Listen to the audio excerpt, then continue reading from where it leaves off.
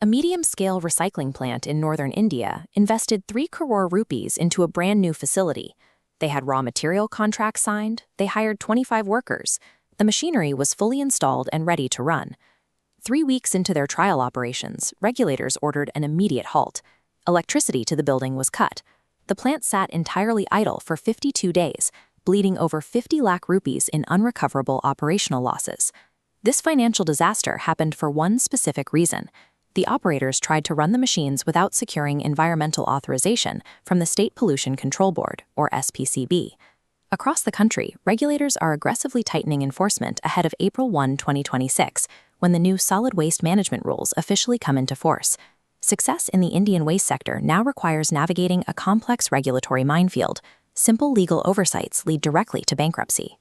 Many operators assume SPCB approval is a single piece of paper. In reality, it involves 3 distinct sequential permissions that must be acquired before you can legally operate. The first stage is consent to establish, required before any equipment is installed. Technical officers analyze your plans to verify norms. To process 5 tons of plastic daily, you must prove wastewater stays below 10 kiloliters and show your effluent treatment plant's design. After construction, you need consent to operate. Regulators physically inspect the site to verify that the dust control systems and emission devices in your blueprints actually exist on the factory floor. Officially, the processing timeline for these approvals is 30 to 60 days.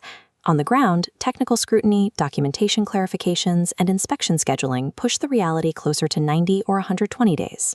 Building a 120-day regulatory buffer into your business plan is the difference between launching smoothly and facing catastrophic early losses. For decades, the industry relied on an informal model of open-air dumping and chaotic manual sorting. Today, the legally mandated standard is the Material Recovery Facility, or MRF.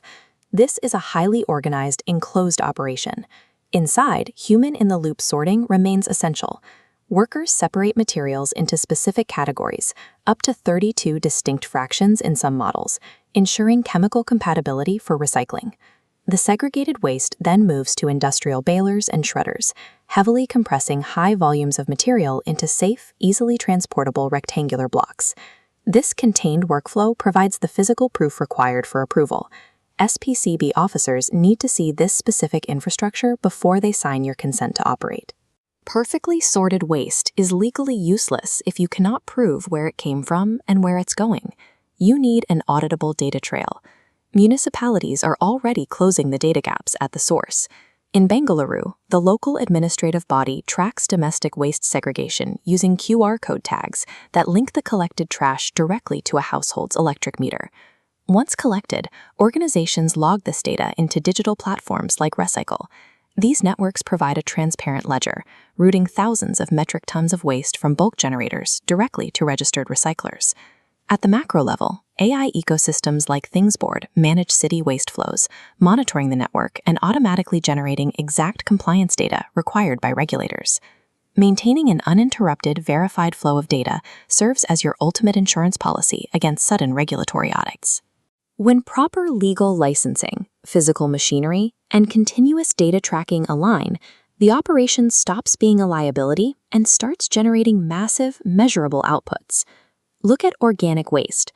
Under the Krishi Yug farmer-producer company model in Maharashtra, urban organic matter is processed into nutrient-enriched compost and sold directly back to rural farmers. Non-organic fractions follow a similar path. Baled plastics and non-recyclables are redirected to cement factories for co-processing or integrated into national road construction projects. The impact extends to the workforce itself. In Mumbai, the Sri Mukti Sambatana organization formally integrates female informal waste pickers, providing microcredit, education, and public health support. This holistic approach takes what used to be a local regulatory headache and converts it into a highly profitable macroeconomic circular loop. The deadline for the new solid waste management rules is April 1, 2026. The window for running informal operations under the radar is rapidly closing. Survival in this market requires you to master 3 distinct elements simultaneously: SPCB legal compliance, material recovery facility physical infrastructure, and algorithmic data tracking. The future of India's waste management industry belongs exclusively to those who treat it as a sophisticated, tech-enabled enterprise. Everyone else will simply be shut down.